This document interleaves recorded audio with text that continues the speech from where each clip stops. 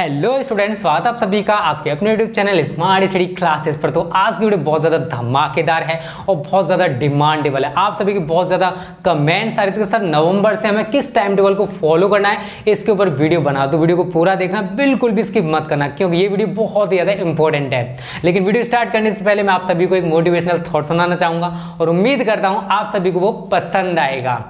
जितना बड़ा सपना होगा, जितना बड़ा सपना होगा उतनी बड़ी तकलीफें होंगी, उतनी बड़ी तकलीफें होंगी, जितनी बड़ी तकलीफें होंगी, जितनी बड़ी तकलीफें होंगी उतनी बड़ी कामयाबी होगी, उतनी बड़ी कामयाबी होगी।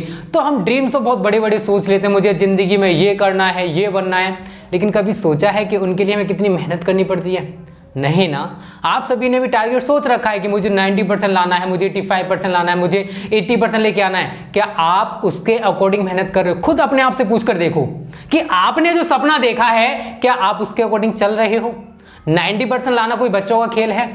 नहीं ना। उसके लिए हार्डवर्क करना पड़ता है। जितना ज़्यादा हार्डवर्क करोगे उतने ही अच्छे मार्क्स गेन करोगे। तो सब कुछ संभव है। मैं मानता हूं आप 90% स्कोर कर सकते हो, आसानी से कर पाओगे, लेकिन उसके लिए हमें मेहनत करनी पड़ेगी और हमारे एक डेडिकेशन होना चाहिए कि मुझे 90% लेकर ही आना है, चाहे कुछ भी हो जाए मैं 90% लेकर ही आऊँगा। बट आज का जो टॉपिक है वो है टाइम टेबल, कि हमें टाइम टेबल क्यों बनाना चाहिए। सबसे पहला टॉपिक आता है टाइम टेबल की हमें जरूरत क्यों पड़ती है। एक चीज़ बताओ, आप कॉलेज जाते हो ना, वहां पर भी आपसे टीचर्स कहते हैं बेटा इस टाइम से इस टाइम तक इसकी क्लास चलेगी, इस टाइम से इस टाइम तक ये क्लास चलेगी। तो हर चीज़ का एक टाइम टेबल होता है। आप सुबह सुबह नाश्ता करते हो, दोपहर में आप फिर खाना खाते हो, फिर शाम को खाना खाते हो। तो हर चीज़ आप एक टाइम टेबल के अकॉर्डिंग करते हो ना। लेकिन जो आपकी ज़िंदगी का सबसे ज़्यादा अहम हिस्सा है, स्टडी, इसको कभी भी आप टाइम नहीं देते हो। इसको एकदम मानते नहीं हो कि हमारी ज़िंदगी का एक हिस्सा है। आपकी पूरी लाइफ इसी के ऊपर डिपेंड करती है, बट फिर भी आप इसको टाइम नहीं देते हो। गलत बात है यार, इसके लिए भी टाइम निकाला करो। तो टाइम टेबल से हमें हर काम करना पड़ता है, तो उसी तरीके से हमें स्टडी के लिए भी एक टाइम टेबल फॉलो करना चाहिए। तो देखो, मैं एक चीज़ आप सभी से कहूँगा, 24 घंटे सभी के पास होते हैं और मैं जैसे टाइम टेबल बताऊँ, हो सकता है कि बहुत सारे बच्चे उस टाइम टेबल को फॉलो ना कर पाएं, क्योंकि हर इंसान का कोई ना कोई रीज़न होता है। हो सकता है आपकी कोचिंग हो सकता है आपके और भी कोई काम हो। तो मैं आज आपको जो चीज़ बताने वाला हूँ बहुत ज़्यादा इंपॉर्टेंट है और ये फर्स्ट टाइम बता रहा हूँ, ठीक है। दो तरीके के टाइम टेबल मैं आपको बताता हूं, आपको कैसे हर सब्जेक्ट को टाइम देना है, दूसरा आपको डेली टाइम टेबल कैसे बनाना है। तो ये टॉपिक तो रहेंगे, बट ये जो टाइम टेबल है वो आप खुद बनाओगे। कैसे बनाओगे ये मैं आपको बताने वाला हूं। तो स्टूडेंट देखो, सभी के पास, जितने भी बच्चे हैं सभी के पास 24 आवर्स होते हैं, ठीक है। समझने का प्रयास करना, चाहे आप 10th में हो या 12th में हो, सभी के लिए वीडियो होने वाली है। और आपके पास जो टाइम बचा हुआ है वो है नवंबर, दिसंबर, जनवरी, और हो सकता है देखो बहुत सारे बोर्ड जो हैं वो मार्च में एग्जाम कंडक्ट कराएं, तो फैब, ठीक है। जिन बच्चों का फैब में होगा वो फैब में एग्जाम दे सकते हो। तो 3 महीने तुम्हारे पास कंपलसरी हैं और कुछ बोर्ड के बच्चों के लिए 4 मंथ्स हैं। आपके पास 3 महीने या 4 महीने बचे हुए हैं। तो आप ये 3 या 4 महीने के लिए एक अच्छा सा टाइम टेबल फॉलो कर सकते हो, बना सकते हो। कैसे बनाओगे? देखो स्टूडेंट, 24 आवर्स में से अब कई जगह कॉलेज ओपन हो चुके हैं, ठीक है। तो हम मानते हैं कि 6 आवर्स आपको कॉलेज में देना ही देना है। तो 6 घंटे आपके कॉलेज के लिए चले गए। उसके बाद 6 से 7 घंटे सोना ही सोना एक फिक्स कर लो। इससे कम मत सोना और इससे ज़्यादा भी मत सोना। ज़्यादा तो आप सोते हो, कम तो बहुत कम बच्चे होंगे जो कम सोते होंगे। तो 6 से लेकर 7 आवर्स आपको क्या करना है? स्लीप, मतलब सोना है। 6 से 7 घंटे आपको सोना ही सोना है। उसके बाद देखो, खुद की भी कुछ पर्सनल चीज़ें होती हैं और घर वाले भी कभी ना कभी कोई ना कोई काम कर लिए कह ही देते हैं। तो 2 से 3 घंटे आप इनके लिए भी निकाल सकते हो, ठीक है। तो 6 आवर्स आपका क्या हो गया? कॉलेज हो गया या स्कूल हो गया, ठीक है। उसके बाद 6 से 7 घंटे आपको सोना हो गया। 2 से 3 घंटे आप घर वालों को भी दे सकते हो और खुद की भी काम कर सकते हो, ठीक है। तो टोटल टाइम हमारा कितना चला गया? 6 और 7 13 और 3 16 घंटे। तो 16 आवर्स आपका चला गया इधर। अब आपके पास कितना टाइम बचा? तो 24 माइनस 16 आवर्स, कितना बचा? 8 आवर्स। तो ये 8 घंटे आप अपनी जिंदगी के सबसे अच्छी चीज के लिए दे सकते हो ना। तो 8 घंटे आपको स्टडी करनी है। बहुत सारे बच्चे कमेंट्स करते हैं सर हम 8 घंटे नहीं पढ़ पाते हैं। बट एक चीज बताओ, आपकी जिंदगी का सबसे अहम पॉइंट है ये, और 3 से 4 महीने की बात है।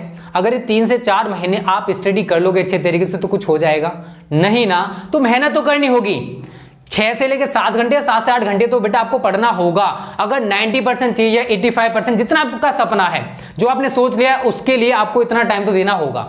आपके सभी चीजों के लिए मैंने टाइम निकाल दिया है, बट जो 8 आवर्स हैं इनमें आपको क्या करना, केवल और केवल स्टडी। अब टाइम टेबल कैसे बनाओगे? देखो स्टूडेंट, अगर आप 10th में हो या 12th में हो, मैं दोनों के लिए बता रहा हूं। 10th में हो तो स्टूडेंट आप क्या करोगे? देखो आपके पास हिंदी होगा, इंग्लिश होगा, साइंस होगा, सोशल साइंस होगा एंड मैथ्स होगा। ठीक है, जो बच्चे 10th के हैं, अगर आप ड्राइंग को टाइम देते हो तो थोड़ा और टाइम दे सकते हो। और 12th में हो तो आपके पास जो सब्जेक्ट होंगे स्टूडेंट, वो जनरल हिंदी, ठीक है, इंग्लिश होगा, फिजिक्स होगा, केमिस्ट्री होगा, मैथ्स या फिर बायोलॉजी। ठीक है, अब बात आती है कि इन 8 आवर्स को हमें किस तरीके से डिवाइड करना है। तो देखो, हिंदी के लिए आप 1 आवर दे दो, बहुत अच्छा चलेगा। 1 घंटे आपको हिंदी पढ़नी है, ओनली 1 आवर। इंग्लिश के लिए आपको कम से कम अब 2 घंटे तो देने होंगे, इससे कम आप टाइम नहीं दे सकते हो। साइंस की बात करें तो ये भी अच्छा सब्जेक्ट है, इसको भी आपको 2 घंटा देना ही देना है। सोशल साइंसेस के लिए 1 से लेकर 1.5 घंटा दे सकते हो, काम चल जाएगा आपका। ठीक है ना, 1 आवर आप आसानी से दे सकते हो इसके लिए। मैथ्स की बात करें तो देखो, मैथ्स अच्छा सब्जेक्ट है, तो इसको आपको 2 घंटे कम से कम देने होंगे। तो आप देख सकते हो 1 और 2 3 और 2 5 और 1 6 और 2 8, हमारे 8 घंटे कवर हो गए। तो 8 घंटे इस तरीके से आप एक अच्छा सा टाइम टेबल बनाओगे। मैं बताऊं कैसे बनाना, टेंशन ना लो। इसकी बात करें तो हिंदी के लिए आपको केवल और केवल 1 घंटा, अगर आप डेली बेसिस पे 1 घंटा पढ़ते हो हिंदी को तो भी कवर हो जाएगा, कोई हिंदी ज्यादा टफ सब्जेक्ट नहीं है। इंग्लिश के लिए आपको 2 घंटे कम से कम देने होंगे, 1 से लेकर 1.5 घंटा या 2 घंटा आपको देना पड़ेगा, क्योंकि यहाँ पर English pros, poetry, short story, grammar बहुत कुछ है। इसी वजह से आपको 2 आवर्स डेली बेसिस पे इसको पढ़ना होगा। फिजिक्स यार बहुत अच्छा सब्जेक्ट है, इसके लिए आपको 2 आवर्स देने होंगे, कम से कम 2 घंटे आप दोगे ही दोगे, क्योंकि फिजिक्स पार्ट 1 भी है, फिजिक्स पार्ट 2 भी है, डेरिवेशन है, न्यूमेरिकल है, शॉर्ट क्वेश्चन है, यार बहुत कुछ है, इतना टाइम तो आपको निकालना पड़ेगा। केमिस्ट्री के लिए भी आपको सेम, क्योंकि इसमें रिएक्शंस हैं, ऊपर से थ्योरी भी बहुत है, ऊपर से न्यूमेरिकल्स भी हैं। मैथ्स से बायो के लिए भी आपको 2 आवर्स निकालना है।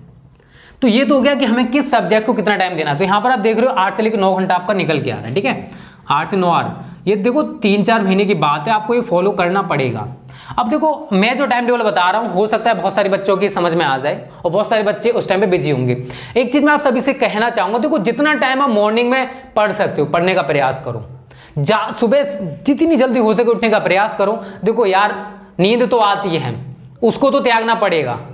ठीक है, आपने एक कहावत सुनी होगी, सुख चाहने वाले को विद्या कहाँ और विद्यार्थी को सुख कहाँ। सुख चाहने वाले को विद्या त्याग देनी चाहिए और विद्यार्थी को सुख त्याग देना चाहिए। तो आपकी जो सुख सुविधाएं हैं, अगर इनको कुछ टाइम के लिए स्किप कर दो यार, 3-4 महीने के बाद जितना सोना है सो लेना यार, जो करना कर लेना, बट 3-4 महीने अपने फ्यूचर पे फोकस कर लो। अगर 90% आ जाएंगे, 80% आएंगे, सोचो कितना अच्छा होगा। तो इतना तो करना पड़ेगा, थोड़े अपने आप से सैक्रिफाइसेस करना सीखो, वो जरूरी है। अपनी नींद को कह दो 3-4 महीने बाद आ जाना, जितना आना, अभी मुझे पढ़ने दे, मुझे जिंदगी कुछ करना है। ठीक है, बोल देना उससे। देखो मॉर्निंग में आपको क्या करना है, मॉर्निंग में आपको 4 बजे उठना है और 4:30 से स्टार्ट करोगे तो 4:30 से लेकर 5:30 बजे तक आपको हिंदी, जनरल हिंदी जो भी है 10th वाले उसी हिसाब से अपना टाइम बना सकते हैं, जनरल हिंदी को टाइम देना है। उसके बाद थोड़ा सा टाइम दोगे यहाँ पर 15 मिनट का रिलैक्स, क्योंकि रिलैक्स बहुत ज़्यादा जरूरी होता है। लगातार आप किसी भी टॉपिक को नहीं पढ़ सकते हो और ना ही आप लगातार 7-8 घंटे पढ़ सकते हो, तो वहाँ पे गैपिंग जरूरी होती है। फिर यहाँ पर आपको 5:45 से स्टार्ट करना है। 1 घंटा आप इंग्लिश को दे दो सुबह सुबह में 6:45 तक। ठीक है, इंग्लिश। उसके बाद 7 से लेके 12 बजे तक या 1 बजे तक आपको कहाँ जाना है, कॉलेज में। ठीक है, कॉलेज ओपन हो चुके हैं, जहां पर भी अगर आप कॉलेज नहीं जाते हो तो आप इसमें भी अपना एक अच्छा सा और टाइम टेबल बना सकते हो। ये अच्छी बात है, अगर आप कॉलेज नहीं जाते हो तो कोई दिक्कत नहीं है, ऑफलाइन कोचिंग या ऑनलाइन कोचिंग आप करके भी अच्छा स्कोर कर सकते हो।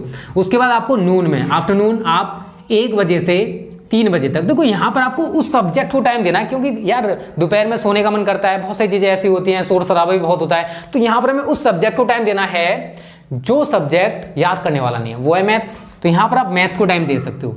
और जो बायो वाले बच्चे बायो को टाइम दे सकते हैं, क्योंकि उसमें बायो में डायग्राम बना सकते हो। थ्योरी है तो वहां पर समझ समझ के तैयार किया करो, क्योंकि थ्योरी को रटना नहीं है, केवल समझना है। और ये टॉपिक्स ऐसे होते हैं बायोलॉजी की, अगर आप एक बार से पढ़ लोगे तो आपको ऑटोमेटिक तैयार हो जाएंगे। ठीक है, नून में 1 से 3 ये हो गया। उसके बाद थोड़ा फिर रिलैक्स कर सकते हो। फिर आपको इवनिंग में स्टार्ट करना है। किधर स्टार्ट करना है, इवनिंग में। ठीक है, इवनिंग में आप क्या करोगे, देखो दोपहर में आपका टाइम टेबल बन चुका है, इवनिंग में आप 5 से भी स्टार्टिंग कर सकते हो, अदरवाइज आप 8 से भी स्टार्ट कर सकते हो, 7 से भी स्टार्ट कर, जितना टाइम आपके पास है खाना पीना खा खू के। और एक चीज मैं आप सभी से कहूंगा, अगर आप स्टूडेंट हो तो रात में कम से कम खाने का प्रयास करें, क्योंकि जितना ज्यादा खाओगे उतनी ज्यादा नींद आएगी। तो जितना हो सके कम खाओ, उससे आप ज्यादा टाइम तक पढ़ सकते हो। और रात में ज्यादा से ज्यादा स्टडी करो, सुबह में स्टडी करो, वो आपके लिए प्लस पॉइंट है। उसका रीजन मैं आप सभी को बता दूं, देखो अगर आप सुबह में याद करते हो किसी भी टॉपिक को, बहुत अच्छे से याद हो जाता है। उसका रीजन जानते हो, क्योंकि सुबह में हमारा माइंड होता है एकदम फ्रेश, तो उसमें हम जो भी याद करते हैं वो तुरंत ही एक्सेप्ट होता जाता है। लेकिन रात में क्या होता है यार, इतनी चीजें खिचड़ी सी पक जाती है, पूरे दिन जो भी हमारे साथ होता है ना, पूरा दिमाग घूमता रहता है कि वो हुआ, ये हुआ, वो हुआ। इसी वजह से जब भी आप याद करने बैठते हो ना, तो आपका आंखें तो किताबों में हैं, बट दिमाग कहीं और होता है कि मैंने आज ये किया था, मैंने वो किया था, ये किया था। सभी के साथ होता है ना, होता है ना, मैं जानता हूँ यार, होता है।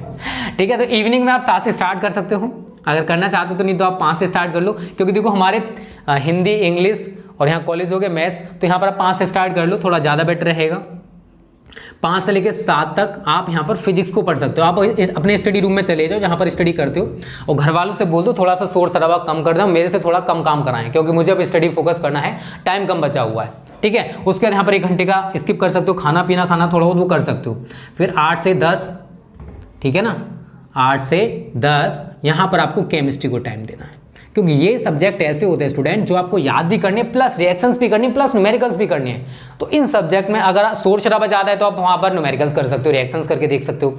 और उसके बाद जो सबसे ज़्यादा जरूरी है स्टूडेंट, वो है 10 से 11, जो भी आपने पूरे दिन में पढ़ा है, जो भी आपने पढ़ा है थोड़ा थोड़ा, जिसमें भी आपको कंफ्यूजन लग रहा है कि यार इसमें मैं थोड़ा सा कंफ्यूज हूँ, उसको रिवाइज करो। तो यहाँ पर आप 1 घंटे रिविजन कर सकते हो ऑल सब्जेक्ट का। ठीक है, इतना कर लोगे, ये आपका टाइम टेबल हो गया। कैसे पढ़ना है उम्मीद करता हूं क्लियर हो गया होगा। फिर मैं आपसे एक और बात करता हूं डेली टाइम टेबल की, कि डेली टाइम टेबल देखो क्यों जरूरी, उसका रीजन मैं बता दूं। डेली टाइम टेबल वो तो आपको रूटीन टाइम टेबल हो गया जो आपको फॉलो करना है।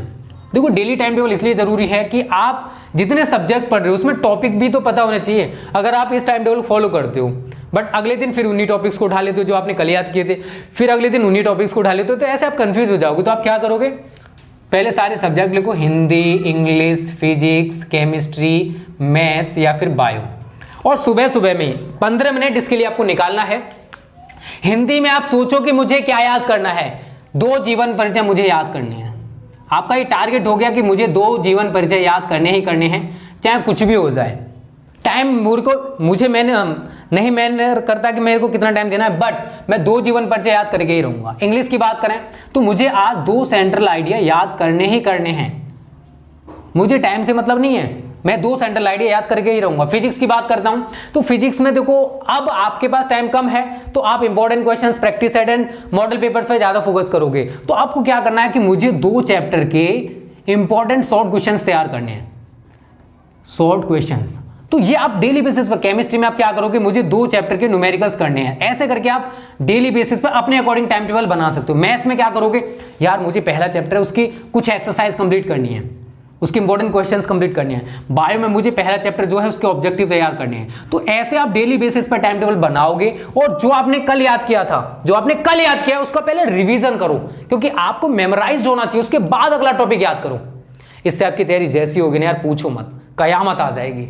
यार टाइम है, क्यों वेस्ट कर रहे हो, बस थोड़ी मेहनत करो। ये जो सपना है ना 90% का, ये हर कोई प्राप्त कर सकता है, बस यार उसके लिए मेहनत तो करना पड़ेगा। अब ये कोई हलवा तो है नहीं कि बस यूं ही खा लोगे, मेहनत तो करनी पड़ेगी। ठीक है, बिना मेहनत के तो कुछ भी नहीं होता है। आप सभी जानते हो बिना मेहनत के इस दुनिया में मिलता क्या है, कुछ भी नहीं मिला ना। तो बस मेहनत करो, लग जाओ कि मुझे 90% लेकर ही आना है, चाहे मुझे इसके लिए कितनी मेहनत क्यों ना करनी पड़े। और जब यार 90% लाओगे ना, जो खुशी होगी आपको जो खुशी होगी ना यार, पूछो मत। तो यार 3-4 महीने की बात है ना, क्यों 3-4 महीने वेस्ट कर रहे हो। ये सोना है या फालतू की चीजें हैं, ये बाद में भी हो सकती हैं, इनके लिए टाइम है। बट जो आपका फ्यूचर है वो ये 3-4 महीने हैं। अगर 3-4 महीने बेकार कर दिए ना तो 1 साल बर्बाद हो जाएगी, फिर दोबारा से बढ़ोगे, और फेल होने के बाद आपके माँ बाप पर क्या बीतेगी, सोच कर देखना यार। मैं नहीं चाहता कि मैं ऐसे वर्ड्स बोलूं, बट यार आप सभी में बहुत सारे स्टूडेंट्स ऐसे हैं जो अभी भी सोए हुए हैं। कब तक सोओगे यार, अब तो उठ जाओ, अब तो जाग जाओ, अब तो स्टडी करना स्टार्ट करो। इतने महीने बेकार कर दिए, उससे कोई अभी फर्क नहीं पड़ा है क्या, या 3-4 महीने और बेकार करके अपना फ्यूचर बर्बाद करना चाहते हो, कर लो यार। आप पर असर नहीं पड़ेगा बट आपके पेरेंट्स पे बहुत बड़ा असर पड़ेगा। ठीक है, तो अभी से स्टडी स्टार्ट कर दो और जो टाइम टेबल मैंने बताया इसको फॉलो जरूर करना। और ये वीडियो कैसी लगी प्लीज कमेंट करके हमें जरूर बताना, जिससे हमें मोटिवेशन मिल सके। Okay, thank you. जय हिंद, जय भारत।